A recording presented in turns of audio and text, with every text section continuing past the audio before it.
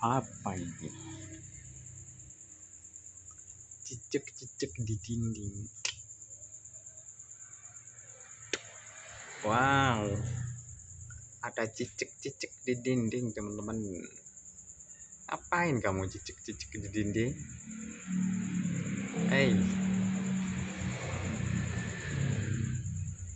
Wow.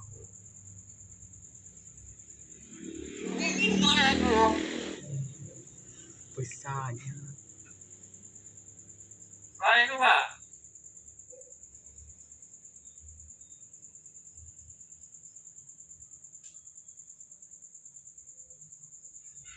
Wah, udah kecil teman-teman. Kita lihat lagi ini sebelah sini. Waduh, dia menghilang. Tadi ada teman-teman.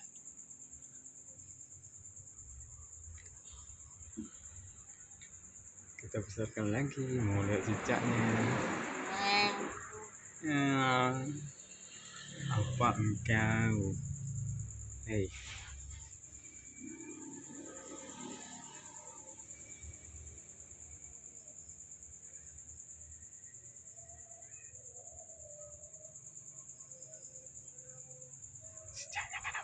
Cicaknya nggak nampak. Nah, itu kok. Ini yang baru nampak.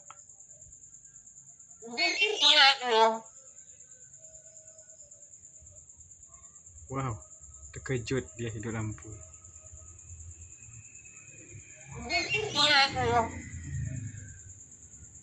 Panjang ekornya, wah lari teman-teman. Itu Pak. Lari dia lari.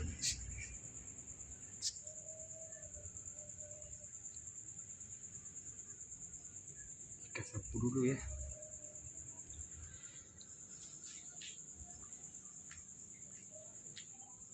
Kita ambil ini. Masih ada dia teman-teman.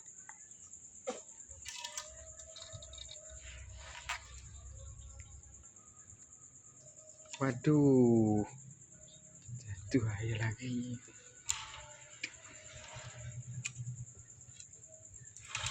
Aduh, tak nampak. Rezekinya dia, rezekinya tak bisa dihapus.